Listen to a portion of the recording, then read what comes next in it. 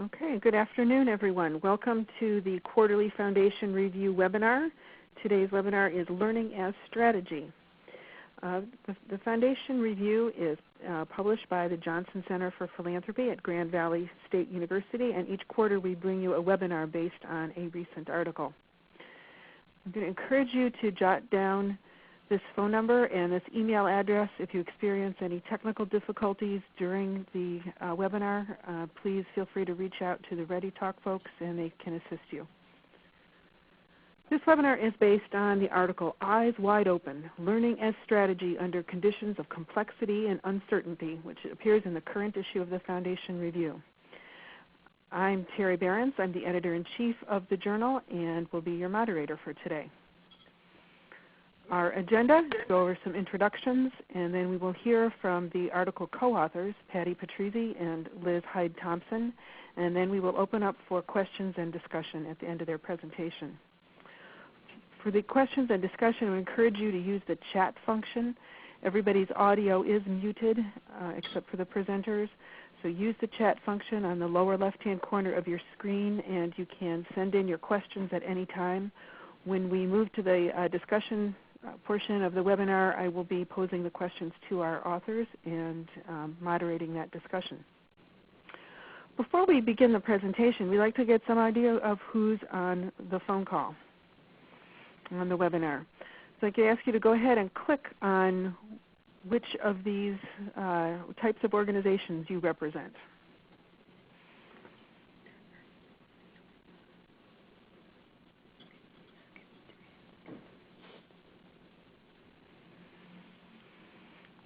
Okay, so we're seeing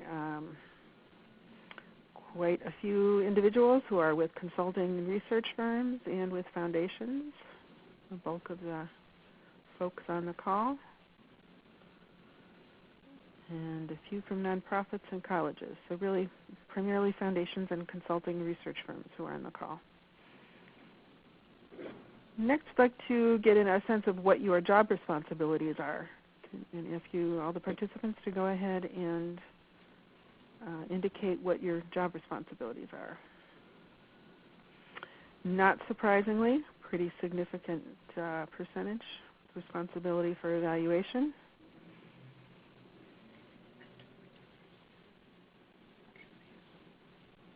All right. So got a question coming in. The PowerPoint, the presentation recording will be made available to everyone who's registered for the webinar. We'll be sending out a link to that after the webinar is once we have the recording ready. Okay, I'd like to introduce our speakers for this afternoon. Patrizi is a principal of Patrizi Associates, a consulting firm that works with foundations and nonprofits on evaluation, strategic planning, and organizational learning. She was the founder of the Evaluation Roundtable, which is a group of foundation evaluation executives who were devoted to improving evaluation practice in philanthropy. Previously, she was director of evaluation at Pew Charitable Trusts. Her co-author and joining her on the webinar is Liz Hyde-Thompson, who is a senior consultant at Patrizi Associates, where she has been a co-investigator on many of the major evaluation projects that they have done.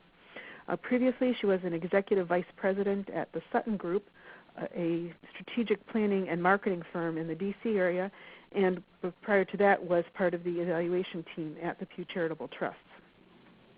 So with that, I'd like to turn it over to Patty to begin going over the article.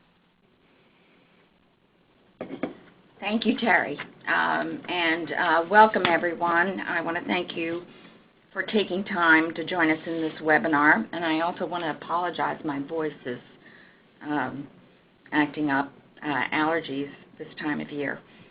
Anyhow, Terry went over our background, and one thing I want to say about that, add to that, is that throughout all of this work we have been focused on strategy, in part because at the Trust that was the central way, even back in 1988, that they organized their grant making, and that much of the work of the Evaluation Roundtable has been on strategy. And also through the roundtable, we have benchmarked evaluation practices in philanthropy. But anyhow, recently, we have seen a major shift in the evaluative work in philanthropy and how foundations are communicating, tracking, and evaluating their strategies. Over the last 10 years, decks, report cards, and dashboards and indicators have proliferated. Yet these strategy tools, at least we think, have offered little that could actually help inform and guide strategy. We've heard from many program officers and evaluation leaders that they are drowning in data and that often the data are meaningless. Ironically, foundations find themselves in a situation with more data and perhaps less information, and this is a problem. Much of our work has been influenced by Henry Mintzberg, a leading corporate strategist. In 1995, he wrote a Harvard Business Review article entitled "The Rise and Fall of Strategic Planning."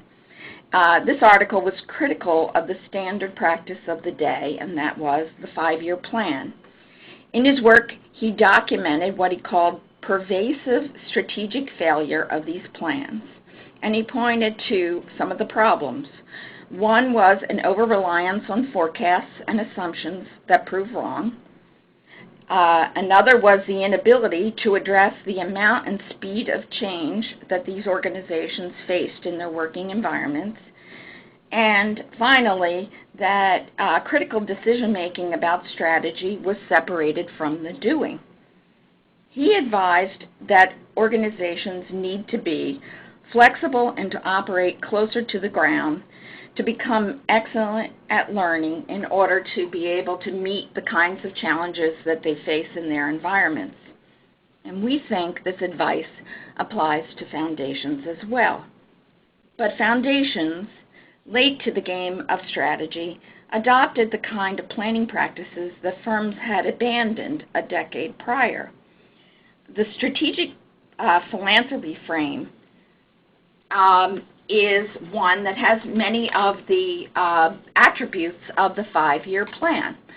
What you see, and we've culled this from the literature and some of the people who have been most outspoken on the issues of strategic planning, that you set clear, measurable goals and objectives, and you, and this is probably more advice than practice, develop sound evidence-based strategies for achieving them, that you have indicators to track them, that and that you determine at some point whether you are successful or not. Now, you might look at this and say, what's wrong with this? This makes sense, and certainly this is better than a lot of the random grant-making that I think was the hallmark of work in the 1980s that we saw. But if you think about some of the work that's done in strategic philanthropy and the kinds of issues that are undertaken, you look at issues such as hunger, food security in Africa, urban school reform, any kind of system change or collective impact effort, and ultimately any far-reaching reform and any effort where impact is of concern. So we think that this is a situation that if you look at simple settings, that the strategic philanthropy frame that's advocated of clear objectives, and you track your indicators, and then you see whether it worked or not, is probably most appropriate in simple settings where you have single organizations and that the work is pretty standardized, that short-term outcomes are more or less under the control of the single organizations, and that the work processes and work technology doesn't really change that much. And there is work funded like this. I mean, some work is pretty formulaic, a training program with a standardized curriculum. But even here, rote compliance can't be assumed objectives might have been wrong, and then tracking reinforces the wrong behavior. But we believe that the larger issue, the larger problem that we see at play here is that there's a significant mismatch between the environments that strategic philanthropy work in and the approaches they employ to help them learn about their strategies. So here you have a more complicated setting, and also I want to acknowledge that this framework, from simple to complicated to complex, was derived from David Snowden's work, and that Patricia Rogers has also worked with this, and Michael Quinn Patton, and we've adopted this and adapted this for philanthropy. If you look at a complicated setting, you have many more actors, likely more disagreement, more points of view, and you're less likely to come to quick agreement. You also have multiple systems at play with different system authorities. I worked in one project recently where there were a vast number of providers who were working for a Department of Recreation, and then also other involved people who were working in school districts. There were different authorities. I also worked with a multinational food security program where the goal was to increase seed variety development, which is in one setting, but seed sales, distribution, and actual use happens in other systems. And this is complicated. The interactions among them, which are continuous, are unpredictable. And in these cases, the actors and the strategists need to be able to adapt more, and judgment is a major part of the work. Here, the strategist needs to see what the doers see and incorporate it into strategy. In complex settings, many things are up in the air. You will encounter more unknowns up front and throughout in terms of what will work, in terms of even knowing what to know. You will be trying and erring, and you will be observing how systems respond to your interventions and to those of others. Much of what happens here is highly emergent, and the kinds of settings represented by this would be social justice settings and settings with major disruptions. Again, multiple actors, and solutions not understood. The work of the strategist is pattern observation. Investment is likely has to be more incremental as the work needs to be close to the ground and you need to be able to observe it. Facilitation toward productive action is also needed. Here, developmental evaluation work is important. That is a knowledge production system that is co-constructed and action responding. The point we're making here is how strategy is tracked should be conditioned by the type of setting you're operating, whether it is simple, complicated, or complex. We know that foundation staff understand much more of the complexity surrounding their work than they are allowed to or feel free to discuss. The standards of good strategic philanthropy, or let me say the operationalization of good strategic philanthropy has come to be interpreted as being easy to communicate and digest. And we're not opposed to clarity. Good questions, for instance, can be clear. But this flight to simplicity in the face of great complexity does no justice to the issues that foundations aim to address and represents a real retreat from thinking and learning as strategy unfolds. So in this webinar, we're going to discuss 3 traps that we wrote about. They were linearity and certainty bias, indicator blindness, and autopilot effect, and discuss ways to approach strategic learning. Now I'm going to turn this over to Liz Thompson. Thanks, Patty. The first trap that we see in strategic philanthropy is linearity and certainty bias. Increasingly, foundations illustrate their strategies through a theory of change approach. Originally, this approach was developed as a way to uncover strategy assumptions and to help the strategists recognize the limits of their influence. However, as practiced in philanthropy, the theory of change model has been simplified to look more like this: a traditional logic model that is organized into columns that move from the planned interventions or activities to outputs to outcomes and ultimately leading to the societal change desired. While this model can be useful in communicating key elements of a strategy, it presents the strategy as though implementation will occur in this linear sequence, from funding activities straight on through to impact, as if the strategy can proceed in lockstep order from investment to social change. Basically, it communicates strategy implementation that looks like this line on the page here as going upward and increasing straight throughout during implementation, when in reality, it looks more like this, where in this picture, the squiggle lines represent everything that happens during implementation, which is often obscured in the logic models.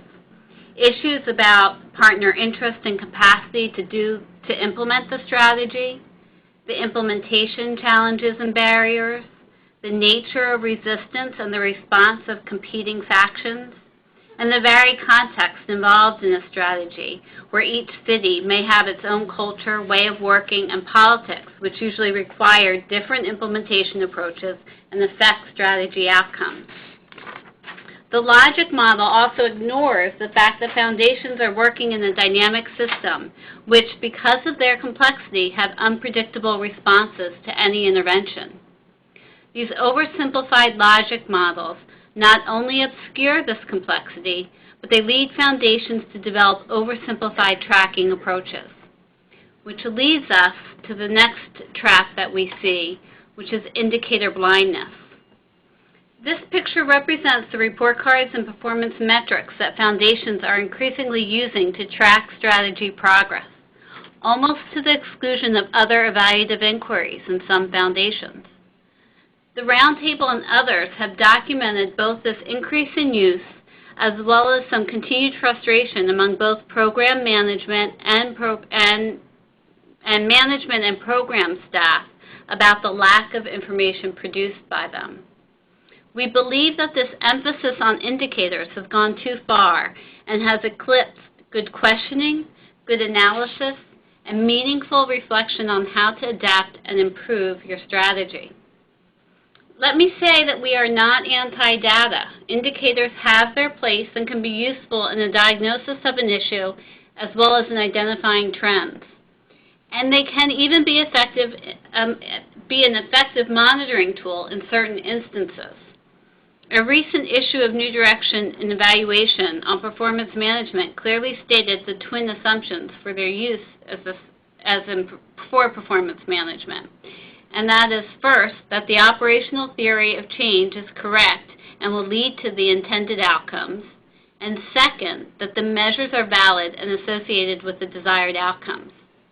In the paper, we use the delivery of immunizations as an example where indicators are used and are useful to tracking progress. It is known that if immunizations are given in the right dose and at the right time, they are effective. In other words, their delivery is linked to the desired outcome, that is, protection from disease. Yet, this is not the case for most strategies being implemented by foundations working in complex settings. Our concern is that foundations have overinvested in tracking indicators that do not actually track strategies or provide valuable information to inform strategy development. Foundations typically develop their indicators during the early phases of launching a strategy. Yet, as this illustration shows, only a portion of the strategy is actually put into place. Other parts, though, fall away because of a host of reasons, be it implementation problems, new ideas, funding constraints. Also, because the indicators are developed at the time of the strategy launch and focus mainly on the foundation's strategy, they miss all the unplanned implementation activities or unplanned factors that are occurring and end up as part of the realized strategy. In addition to not tracking the realized strategy, other major problems we've seen with the misuse of indicators include indicators that are so far removed from strategy activity that measuring the desired end outcomes that they are not indicative of the foundation's strategy because so many other factors are influencing them. An example of this is when foundations collect data on national indicators, yet are only working in 10 cities. At the other extreme, myopic indicators can be overly focused on short-term activities or outputs that may not actually help advance an outcome, or they are focused narrowly on one part of the system and not how the system responds to the intervention. We often see this in strategies that are intended to increase the supply of something, but don't examine whether there has been a corresponding increase in demand.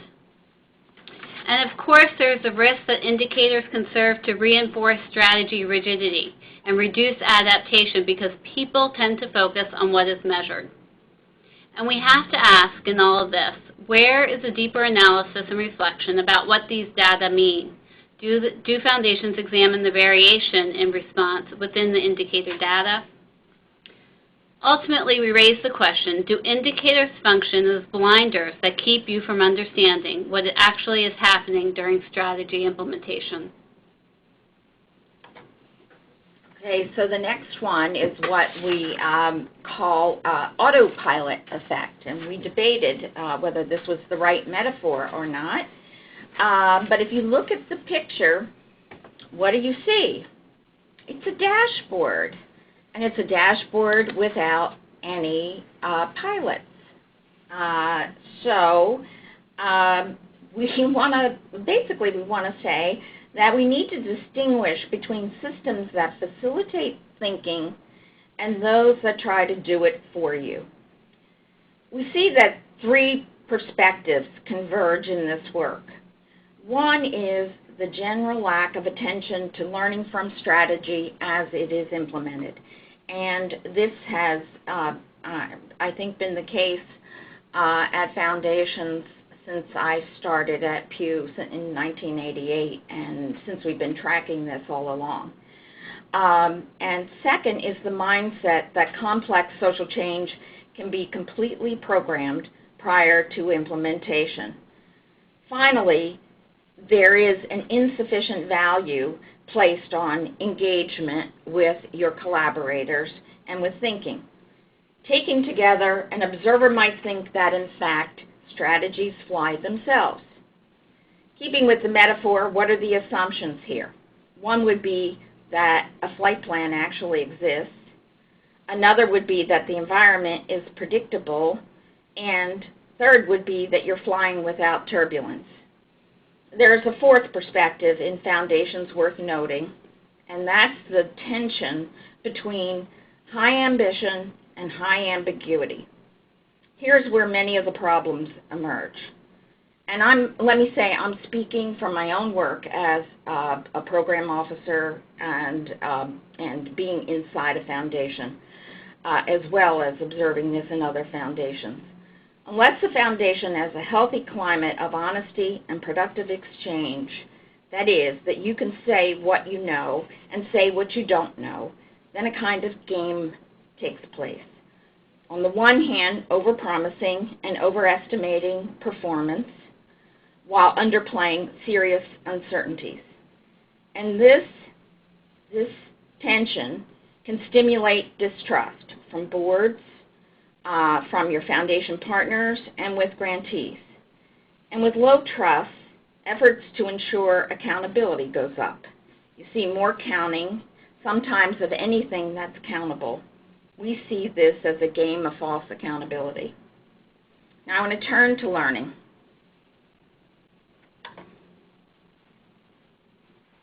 We recently presented part of this at a professional meeting, and someone in the audience asked if learning then would mean that we turn in 300-page reports to the board and that you have 3-hour meetings on each subject, each strategy. And this polarity has to be avoided. That isn't the situation. it will cause as much stagnation as the personless autopilot picture that we showed previously. The guts of this work requires just two major commitments, but they are major, and that is greater organizational acknowledgement of what is unknown. And the second is commitment to a process of ongoing and collaborative strategic learning. So if you look at some of what is in unknown, the acknowledgement of the unknowns, it is launching strategy with questions acknowledged up front. What's the state of agreement? What do you honestly not know? And how will you try to find out? You can talk about what makes strategy a good bet and what needs to be watched to the extent that you know it. And you can talk about what would make you reconsider. And there needs to be far more acknowledgement about assumptions. And not just acknowledgement, but ongoing learning about assumptions. They're regularly discussed in early strategy, but then they fall away. And these are assumptions about your stakeholders. Who are they, and what do they think and believe? And what do they win and they lose through the strategy? What are the resources that you know about? And what are the alliances that follow those resources? Flows. By flows, we mean what are the connections within the system that, if disrupted, will affect your work. Implementation hurdles, many of you know them. It's the overestimation of time. It has a whole lot to do with capacity, has to do with infrastructure. They're always underestimated and affect programs often for years and strategies. And then finally, and there are more, but finally today for discussion are what we're calling supply and demand and the relevant chains associated.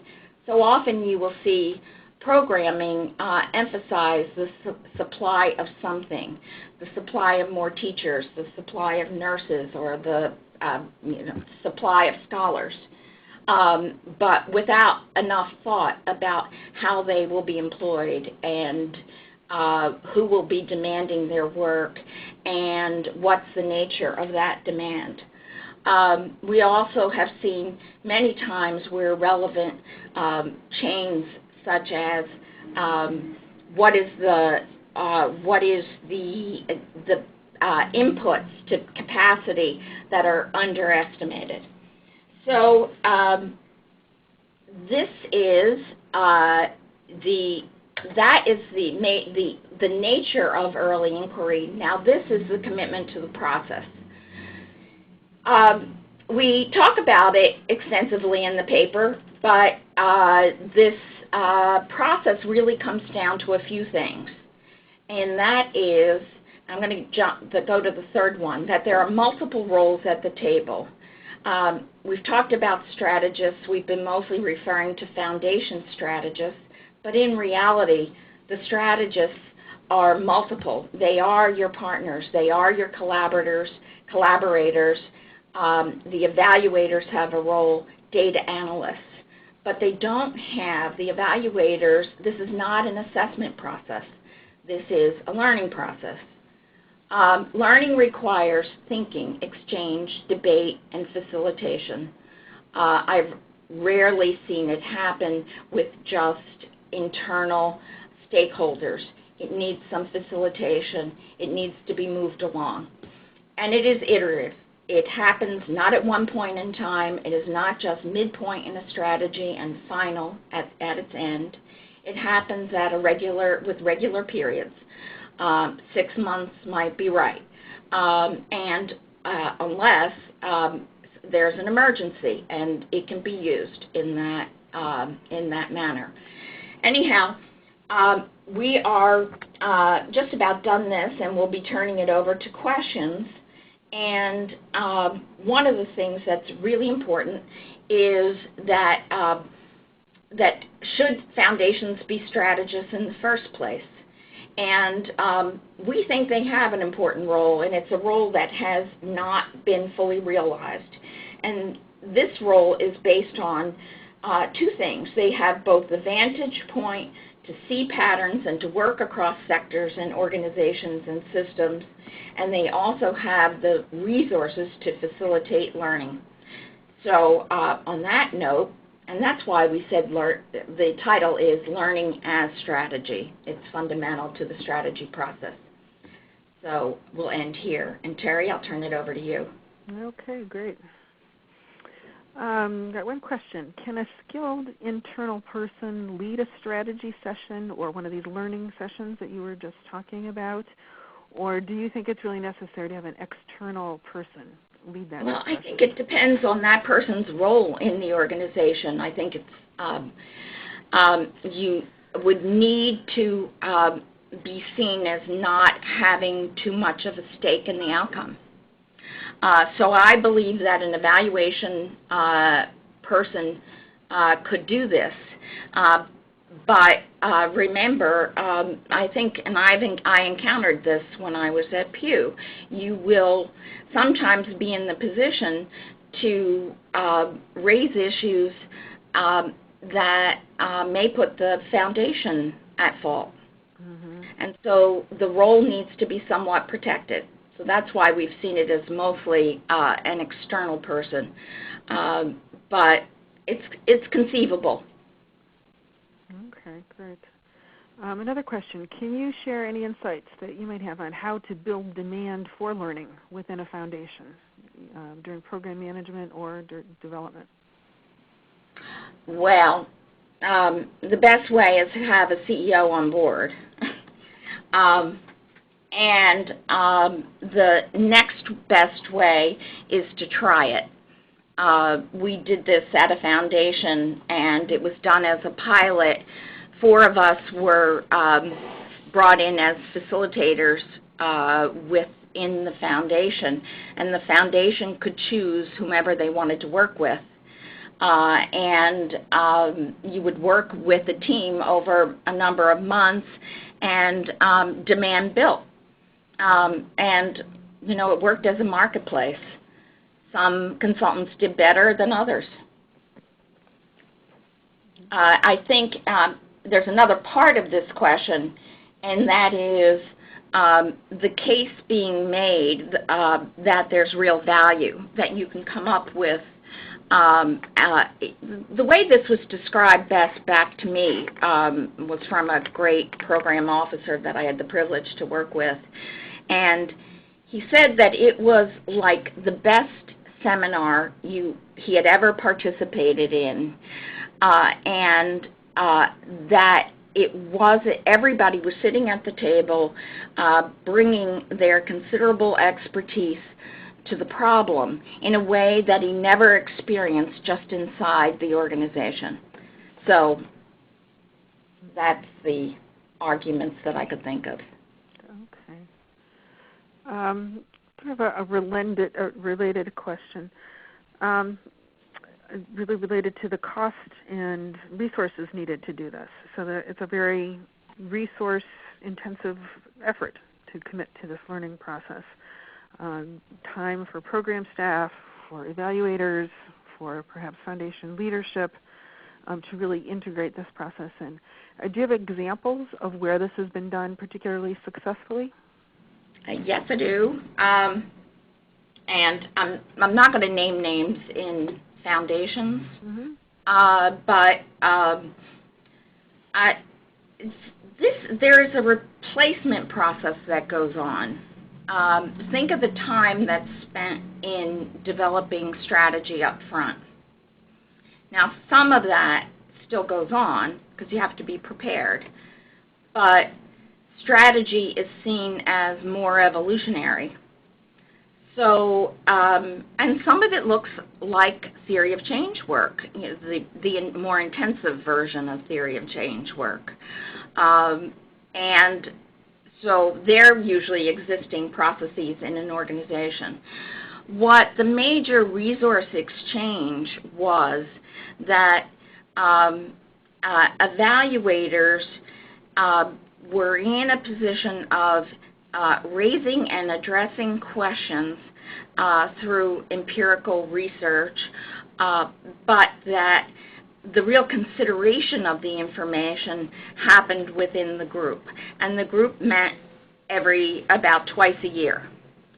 So it's a day, twice a year, plus the evaluative work, which goes on anyhow, and then the redistribution of activities from front end spread throughout the process. There's also a cost that's carried by the grantees and your partners, and it is important to support them and give them funding to be able to participate in the process and to have time to reflect and to think as well. Okay, great point. Another question and a comment. While I'd agree that we can get too focused on managing against specific indicators, the larger problem still seems to be an overall lack of systematic monitoring and evaluation that dynamically guides strategy and adaptive management. To what extent have you found foundation investments are actually guided by any good attempt at monitoring and evaluation? Okay, so if I think about your... Barry, why don't you answer that? So if you think about the dynamic environments in which, as you were just describing, those complex environments, there needs to be some sort of ongoing monitoring of not only the intervention, but also the environment. Mm-hmm. That's right. To respond to that, I think it has to really be. Evaluators have gotten very focused on program evaluation and focusing on the intervention and what the grantees are doing, and often don't pay enough attention to the systemic issues surrounding it. And you need to find ways to kind of build that in, I think, to our evaluation and monitoring frameworks. What would you say, Patty?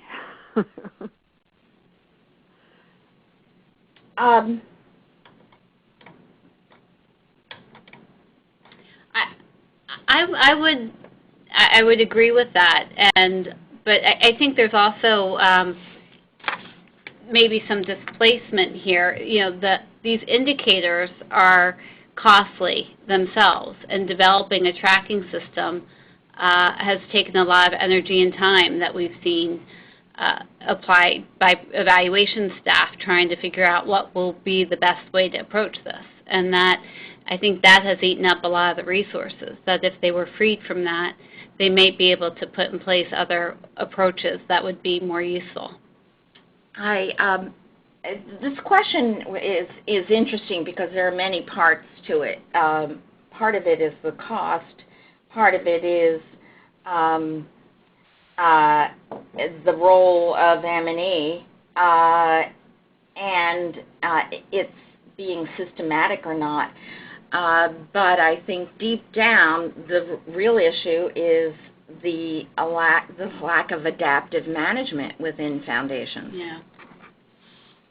And the core issue is you could have a great system of M&E and still be left without it being used and with lack of integration with strategy. Or you can integrate it into strategy, but then you really have to find a way to identify a process that allows people to sit down and reflect and have debate. So it's not a precise process, but it is it's how do you bring information and people with experience to a table to actually grapple with the problems of their strategy. Mm-hmm. That's the guts of it. Okay. Yeah, I think when you presented this at the Professional Association meeting, one of my reactions to it is it's really how do you continue to check that you're doing the right thing instead of just doing things right. You can be perfectly executing a strategy, but if it's the wrong strategy, you're not going to have your desired impact. And finding ways to continually do that check. To me, that's right. And there has to be a place within, Terry, there has to be a place within a foundation where people can step back and say, I was wrong. Mm-hmm. Recently, there's a great article by Amy Edmondson she's out of Harvard, and it's called something like Psychological Safety in Organizations. And a foundation, I was working with Reddit, and people, it was a shock. I've seen so much fear within foundations, but this was manifest in a way that just went far further than I had seen. And so how do you start breaking through that? I think that work with CEOs, work with the heads of program to start to put this in place where where people can actually look at failures and make decisions in response, and do it with their grantees. Mm-hmm. So that's a great kind of segue to, there are several questions that have come in around how you make the sale to boards and executives about switching to this kind of approach. There's a big appetite for dashboards because they seem so clean and simple. Trying to do any other kind of reporting and sort of learning about strategy can feel like you're not being accountable. And it can really impact the power dynamics, both within the foundation and between foundations and grantees. So if a foundation is expressing uncertainty or vulnerability, how can that puts them maybe in a feeling less powerful with respect to their grantees, which may be a good thing. But any comments about that? How you kind of make the sale to leadership and kind of challenge that belief that this is going to create vulnerability in some way. Well, I guess there are two. Let me separate those questions. The first part, the sale, is let a board experience some real information and see the response. These are intelligent people. They know when they're getting, how many people out there have put indicator, red light, green light indicators in place, and the board would look at it over a period of time and say, what? It's always green, or green with a little yellow, and they don't really know more. Spend 15 minutes and talk about the real problems of a school district and where you're working and why you think it's a good bet, and how you will know some assurance that you're doing your due diligence, and you see a very different response. That's been my experience. If I can get a CEO to let me present a real story, boards respond well. The hard sell is to get a CEO to do it, to try it, and I think the best way is to do it experimentally, pilot it. On the power dynamics, yeah, but people are doing collective impact. People are working, you're embracing ways of working that's very different. Look at Annie Casey's work with making connections, and how the case we did on that a couple years ago at the roundtable was incredibly illustrative of the failure of some of the indicators in place at the time, and the real struggle to figure out with their grantees in a different kind of dynamic and a different kind of relationship what progress would look like.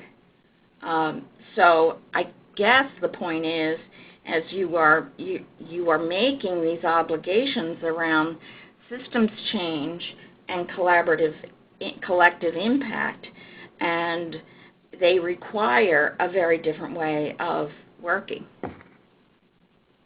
There's something also about this cycle of overpromising results that are reasonable to achieve within a certain time frame.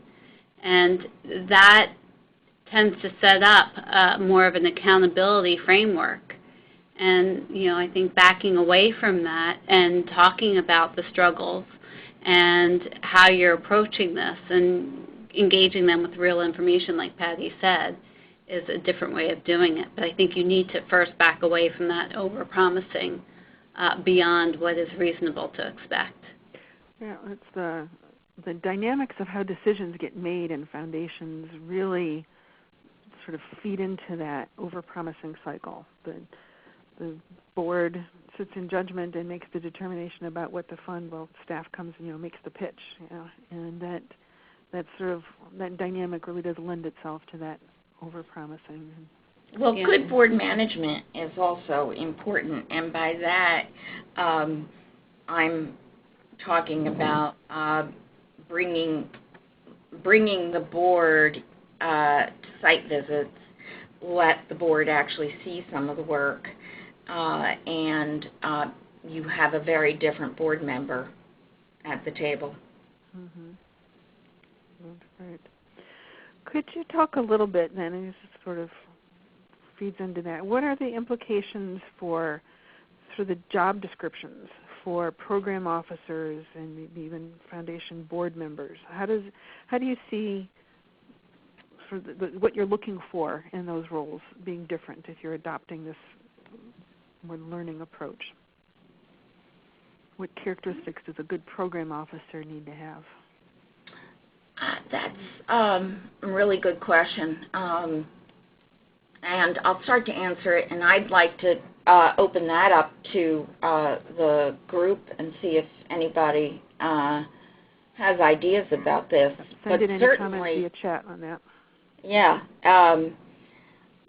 certainly facilitation skills and some understanding of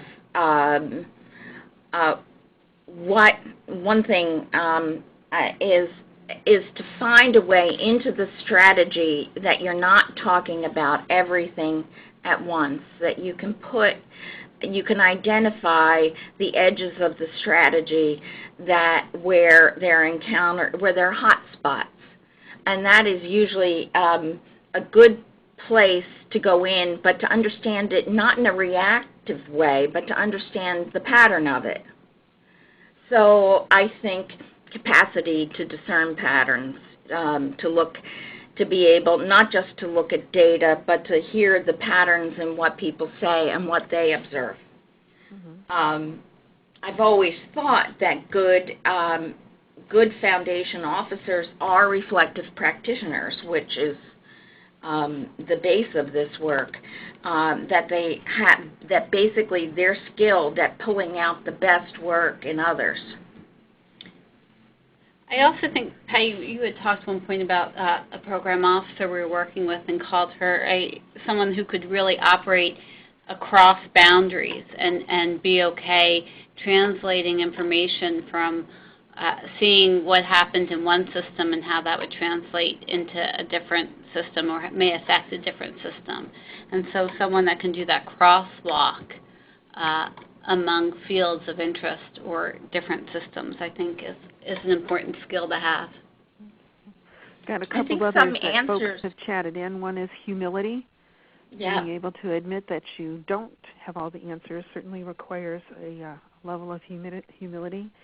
And then a second one was inviting curiosity rather than frustration about what isn't working. So being able to have something that isn't working the way you thought it should be, stimulate your curiosity rather than your frustration. I think it's a great one. I guess one that I would add is tolerance for ambiguity as a personality trait. Be able to tolerate more perceivers, fewer judgers, right? Pardon? More perceivers, fewer judgers, but you right. still have to make decisions. It's a tough one. Okay. A couple other questions that have come in. Another request for examples of foundations who've put in place structures for continuous reflection. Can you give any names there, foundations who've done it? I would offer the Skillman Foundation. I think they have written about this several times in the foundation review. Our first issue is available open with no fee, and there's an article in Volume 1 of the Foundation, Volume 1, Issue 1 by Skillman about the learning structures that they put into place. People might find that interesting. Any other examples of foundations, Patty or Liz, that you could point to who put into place good structures for reflection? I think I've seen a lot of individual program officers do it, but I'm not sure if it was necessarily supported by their foundation. I think that a lot of times it was done in areas that weren't of higher importance in an organization, so the program officers could go and do what they wanted and had more freedom and less reporting. Someone just asked, it was the Skillman Foundation that Terry just mentioned. Right. Skillman Foundation in Detroit. In Detroit. And I think we have somebody from there actually on the conference. I think, is that Marie? Yep, Marie's on. Marie, I was about to say, not forgetting that Marie worked at Skillman, but her relationship with Prue Brown over time seemed to me as a strong learning partnership there. And certainly they've been able to write about some very good things that have surfaced in terms of good reflection on strategy. Okay. Others, I think people out there, I know one person out there has had a lot of experience in facilitating learning. I don't know if she can name foundations as well. We have Ontario Trillium Foundation. Ontario Trillium Foundation. Yep. Okay. Here I'm going to send out the URL for the article, which Maria was a co-author on.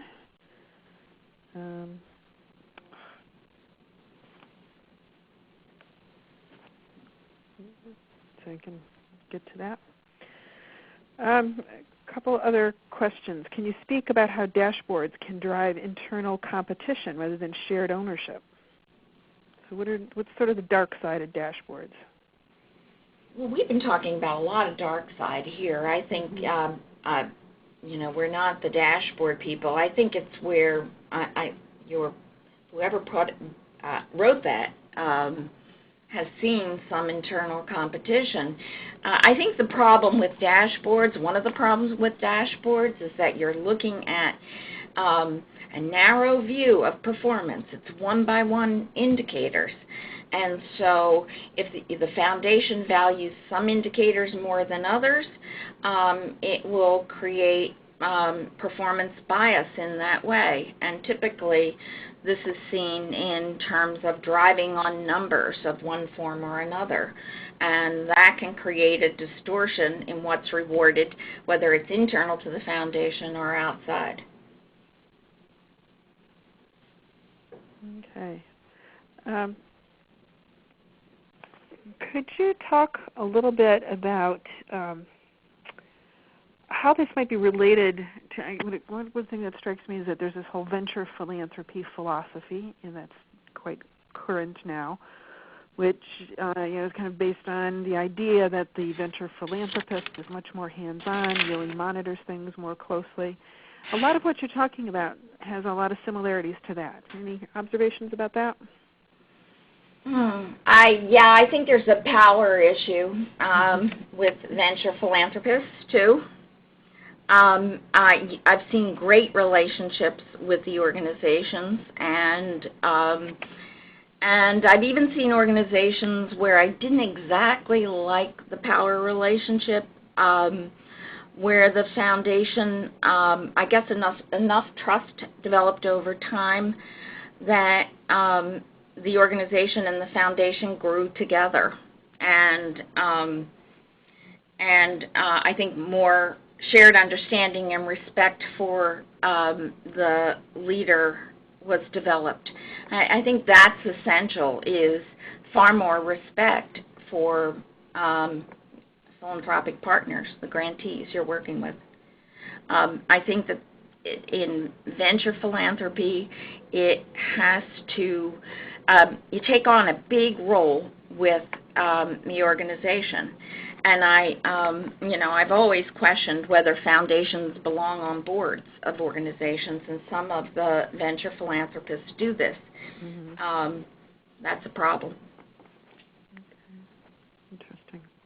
I've got another question about learning officers and your own reporting. The last survey that the Evaluation Roundtable did, and it was summarized in the previous issue of the Foundation Review, suggested that we're seeing more learning officer roles being created in foundations. Can you comment on that? Do you think it's a good thing? Do you see those roles being better positioned to do this kind of work? I hope so. I think they're rather new. I don't know how meaningful they are. I think, the interesting piece about this is the learning role that we're talking about here is not it's not a light touch role. The learning role is owned by the program staff and representatives of others in the organization.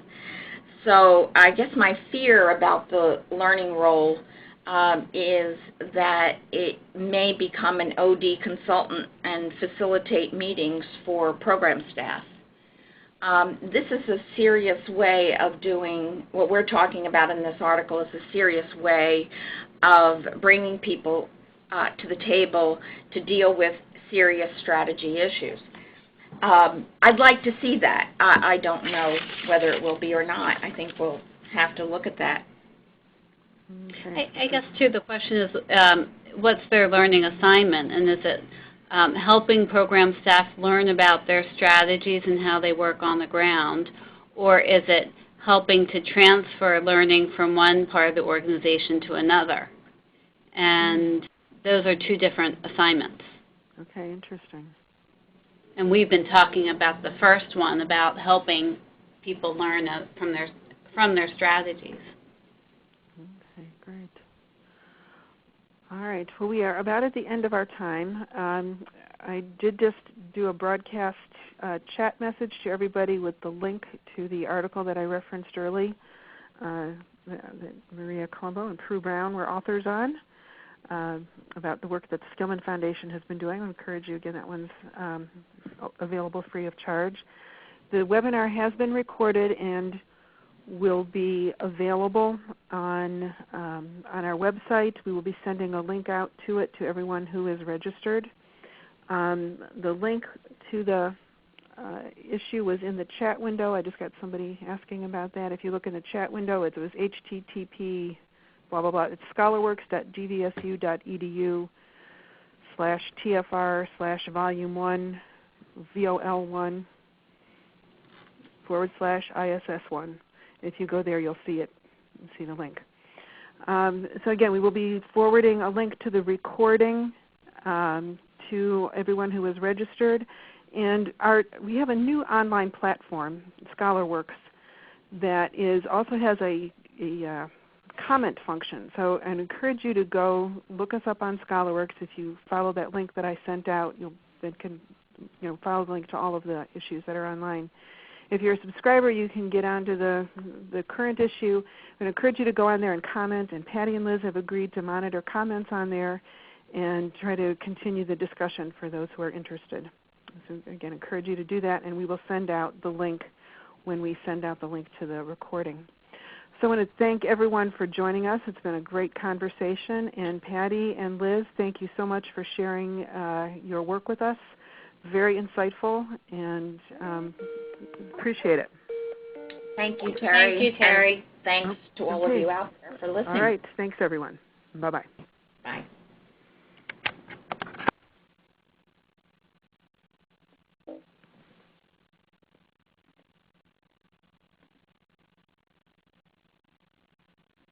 Thank you. Please stand by.